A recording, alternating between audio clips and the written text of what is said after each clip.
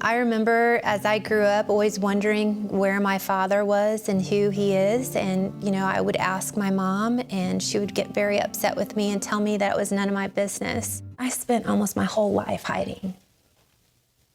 And those closest to me are shocked to hear some of the things that I was doing. Tyler, Cameron. As a divorced mom, Susan Armijo knows it's her job to get her son and daughter, Tyler and Cameron, ready for what lies ahead. I always tell them, you're my children. God has only given you to me for me to help raise you, to send you back out. But before Susan could show them how to navigate life, she had to overcome years of guilt and shame. I spent almost my whole life hiding. And those closest to me are shocked to hear some of the things that I was doing. Her mother was a hardworking single mom and often did without. But what Susan missed out on most was her father's love. I remember as I grew up always wondering where my father was and who he is. And, I would ask my mom and she would get very upset with me and tell me that it was none of my business. She decided her life would be different. From a young age, I was determined that I was going to be successful and that I was going to make it because I thought money was the answer to success. The white picket fence, the big house, the nice cars, a husband that loves me, and, the 2.5 kids. She went to church, got decent grades, and excelled at sports to keep up the appearance of success.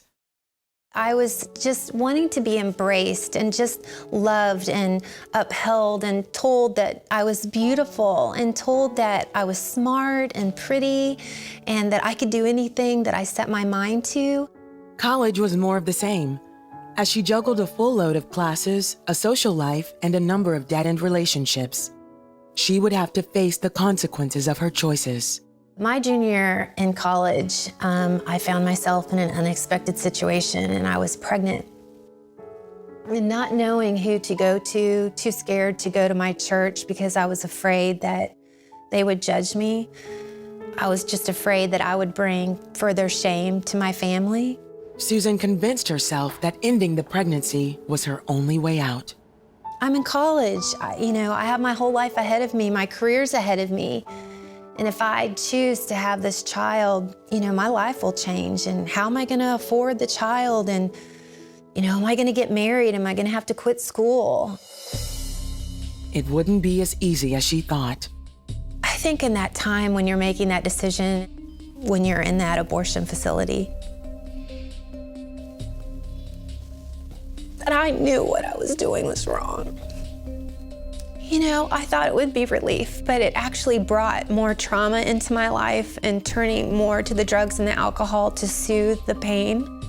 And this void, there's a void that I don't know how to explain. After college, Susan found the success she always wanted as a sought-after interior designer. She was also into more toxic behavior. That adage, like you're carrying your luggage. Heavy burdens. Heavy burdens, a broken heart, over and over and over again. Always disappointed in myself, trying to act in public like I had it together. Underneath her pain was a desire to be healed. And even though she had kept one foot in the church over the years, she had all but given up that anything or anyone could help, even God. Then she heard a guest speaker at church. She came and gave this message on God's love and healing. And I thought, what God are they talking about? That's not the God that I know. Still, Susan wanted to hear more. The two met for lunch. After, a couple hours, she said, "Can I just pray with you?" And I thought, sure, you can pray with me. What's the big deal about a prayer? I prayed my whole life, so I said, sure. She started praying about things Susan knew she hadn't told her. I had never told her I had had an abortion, and when she said that, now once again, I've got my eyes closed, I'm just praying and realizing how powerful this prayer was. And I knew slowly I was being released of these strongholds, generational curses, these spiritual pieces that I had dabbled in that had overtaken my life, but I didn't know how to get rid of them. she started repenting and accepting God's forgiveness. Please forgive me for the things that I've done. Please forgive me. And he did. I knew that moment that I had been set free. I felt different. I knew I had been born again. It was such a sweet place to be. I cherish that time. She used to wear that. Do you recognize that, Cameron? Susan admits life hasn't been perfect, but she's grateful that God has blessed her with 2 children. Yes, I fell from grace into the back door of redemption. Lives are transformed through Jesus' blood on the cross. And I'm thankful for that because he, has brought me through this place of transformation.